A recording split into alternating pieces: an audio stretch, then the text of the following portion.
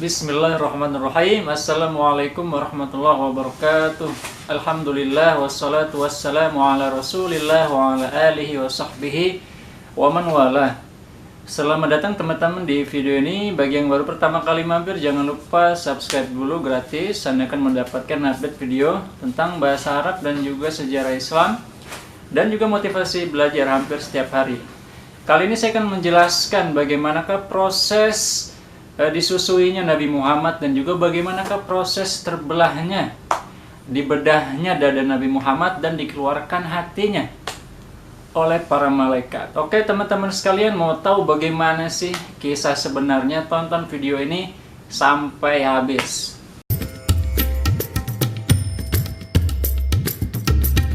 Ya teman-teman, kita sudah di Sarangan. Nah ini dia suasana. Teman-teman sekalian.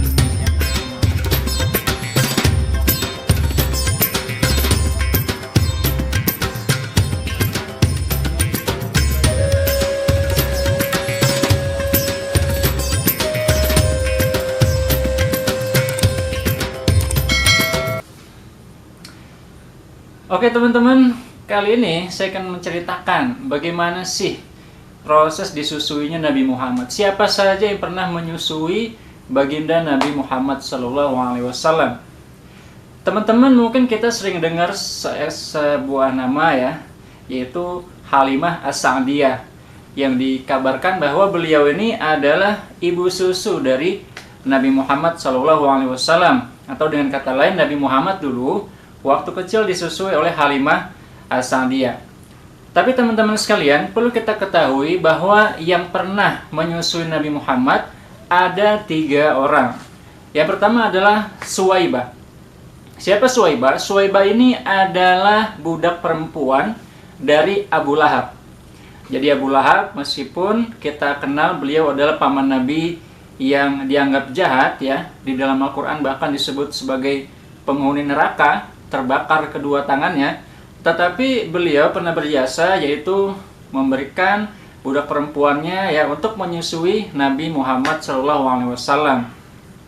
Selain itu ada yang lain, yaitu satu lagi Ummu Aiman, yang juga beliau adalah budak perempuan ya. Walaupun nama Ummu Aiman ini saya pribadi agak bingung karena disebut 2 ya. Ummu Aiman ini ada yang juga sebagai istri dari Abbas, paman Nabi, dan ada juga Ummu Aiman yang merupakan budak perempuan peninggalan bapak Nabi Muhammad, yaitu Abdullah.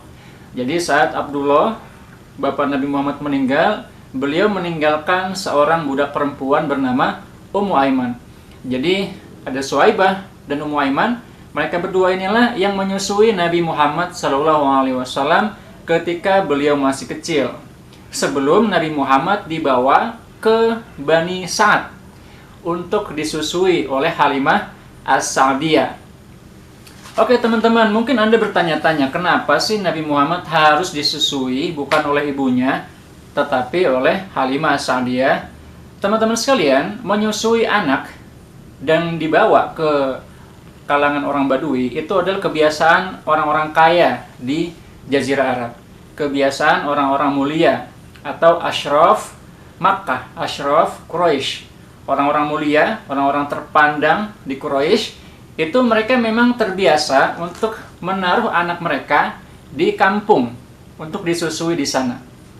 Kenapa begitu?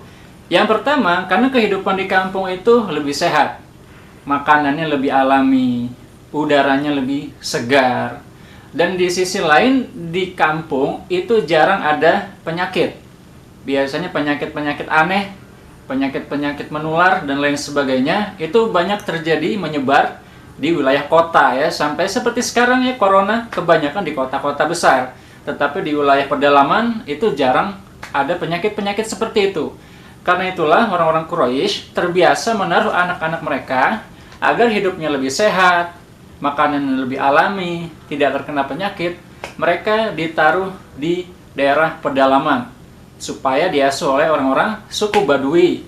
Ya, salah satunya adalah Bani Sa'ad. Kenapa dipilih Bani Sa'ad? Perlu kita ketahui bahwa Bani Sa'ad adalah salah satu kabilah yang dianggap paling bagus perawatannya, paling bagus perawatan terhadap anak kecilnya. Dan bukan hanya itu, Bani Sa'ad juga dianggap istimewa karena memiliki kelebihan dari segi bahasa Arab. Nah, kenapa bahasa Arab orang-orang Badui bagus? Karena bahasa Arab di Badui tidak tercampur, tidak terkena polusi bahasa dari orang-orang luar daerah mereka. Mereka sangat terjaga bahasa Arabnya. Dan salah satu kabilah yang paling fasih bahasa Arabnya adalah kabilahnya Sa'ad bin Bakr, yang merupakan kabilahnya Halimah As-Sa'diyah. Karena itu bukan kebetulan ya, bukan asal pilih, Abdul Muthalib kakek Nabi memilih Bani Sa'ad untuk merawat Nabi Muhammad SAW, karena memang Bani Sa'ad ini adalah orang-orang pilihan, kabilah pilihan yang memiliki keistimewaan dalam segi perawatan anak kecil dan juga memiliki kefasihan berbahasa. Karena itu Nabi Muhammad SAW dalam sebuah hadis beliau bersabda, "Ana a'rabukum." Aku adalah orang yang paling Arab di antara kalian. Ana Quraisy, aku orang Quraisy. Wa usturdi'tu fi Bani Sa'ad bin Bakr. Dan aku disusui di Bani Sa'ad bin Bakr, yang merupakan salah satu kabilah paling fasih di kalangan orang-orang Arab pedalaman. Hadirin sekalian, banyak riwayat yang mengatakan bahwa Nabi Muhammad ini, beliau ini tadinya tidak mau disusui oleh Halimah As-Sa'diyah, tetapi karena tidak ada yang lain, ya, orang-orang kayanya sudah pada diambil, yang tersisa hanya Nabi Muhammad, maka Nabi Muhammad akhirnya disusui.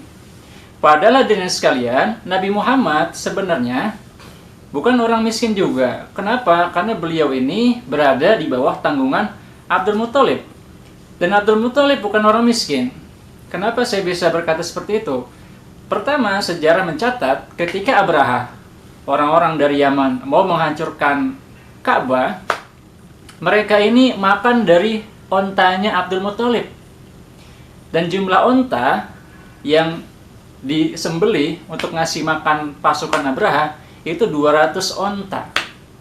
200 onta. Anda bayangkan kalau satu onta misalkan harganya 20 sampai 50 juta, kira-kira sebesar apa kekayaan Abdul Muthalib? Apakah kita bisa menyebut beliau orang miskin sedangkan beliau punya 200 onta? Dan ketika beliau mengganti Abdullah yang tadinya mau disembelih diganti dengan 100 ekor unta, bukankah itu adalah angka yang besar? Bagaimana mungkin orang miskin bisa punya uang ya untuk membeli 100 onta?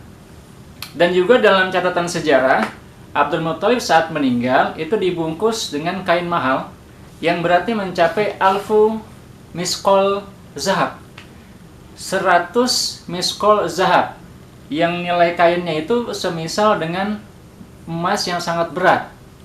Yaitu adalah proses pemakamannya Abdul Muthalib, dibungkus pakai kain mahal. Apakah seperti itu kita anggap orang miskin? Jadi banyak sejarawan menganggap cerita tersebut tidak benar ya. Abdul Muthalib sengaja menaruh Nabi Muhammad di Bani Sa'ad karena kekayaan beliau. Karena beliau ingin Nabi Muhammad dididik dan dibesarkan di tempat yang paling baik, di Bani Sa'ad, kabilah yang paling baik. Dan kita perlu tahu bahwa orang-orang miskin itu tidak menaruh anaknya di Bani Sa'ad, tidak menyuruh orang untuk menyusui anak-anak mereka. Dan kebiasaan menaruh orang, ya, menaruh anak di kabilah untuk disusui, itu adalah kebiasaan orang-orang kaya, bukan kebiasaan orang-orang miskin. Jadi kita tidak bisa mengatakan bahwa Nabi Muhammad disusui di sana dan beliau dianggap sebagai orang yang dianggap miskin.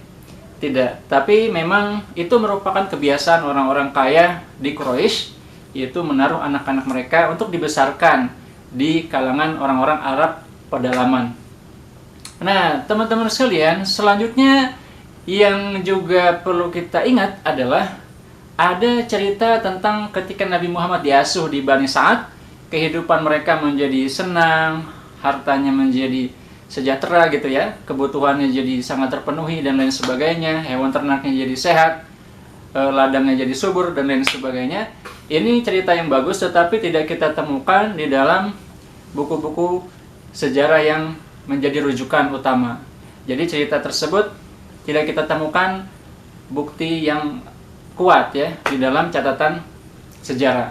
Sedangkan hal yang penting yang menjadi catatan penting dalam sejarah adalah kisah terbelahnya dada Nabi Muhammad SAW ketika beliau ini masih kecil. Ya, jadi ceritanya ketika Nabi Muhammad berusia sekitar 4-5 tahun, saat itu beliau sedang bermain bersama anak-anaknya Halimah As-Sa'diyah. Nah, tiba-tiba datang 2 orang mendatangi Nabi Muhammad dan kemudian menangkap Nabi Muhammad. Kemudian dada Nabi Muhammad dibelah dadanya, kemudian dikeluarkan hatinya, kemudian dicuci dengan air Zam-Zam yang ditaruh di wadah emas.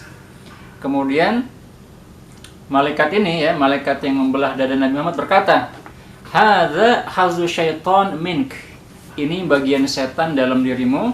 Kemudian dikeluarkan kotoran-kotoran dalam hati Nabi Muhammad dan kemudian dijahit lagi. Ya, dijahit lagi. Nah, ketika melihat itu ya, anak-anaknya Halimah As-Sa'diyah lari. Mereka kabur menemui orang tua mereka. Mereka mengatakan, Muhammad dibunuh, Muhammad dibunuh. Kenapa? Karena mereka melihat dengan mata kepala mereka sendiri bahwa Nabi Muhammad dadanya dibelah, begitu ya. Dan ternyata tidak ya, ternyata itu adalah malaikat yang datang untuk membersihkan hati Nabi Muhammad SAW. Dan dalam catatan sejarah, kejadian terbelahnya Nabi Muhammad, dicucinya hati Nabi Muhammad oleh malaikat, itu tidak terjadi 1 kali, tetapi terjadi 2 kali. Ada yang berpendapat 3 kali. Yang kedua terjadi saat terjadinya Isra Mi'raj. Nah, di malam Isra Mi'raj itu Nabi Muhammad dibelah kembali dadanya, dikeluarkan hatinya dan dibersihkan. Dan ada pendapat meskipun tidak kuat yang mengatakan bahwa Nabi Muhammad saat turun wahyu pertama di Gua Hira itu beliau pun dadanya dibelah, dibersihkan hatinya. Dan apakah bukti sejarah? Apakah ada bukti penting tentang hal itu ya? Dan ternyata ada sebuah hadis di riwayat dari Anas bin Malik yang menceritakan bahwa Nabi Muhammad benar-benar beliau itu dibelah dadanya dan beliau berkata ya, Anas bin Malik mengatakan wa ana raitu al-makhita fi sadri. Bahkan aku melihat bekas jahitan di dada Nabi Muhammad SAW. Maka proses atau kisah terbelahnya dada Nabi adalah merupakan sejarah yang dibenarkan dalam hadis sahih. Dan bahkan Anas bin Malik mengatakan sendiri bahwa beliau melihat dengan mata kepalanya sendiri bahwa memang ada jahitan di dada Nabi Muhammad SAW. Terima kasih teman-teman sudah nonton sampai habis. Mudah-mudahan ada manfaatnya. Terima kasih. Sampai ketemu lagi di pertemuan selanjutnya. Ila naltaqi maratan ukhra fil liqa'il muqbil. Syukran lakum. Wassalamualaikum warahmatullahi wabarakatuh.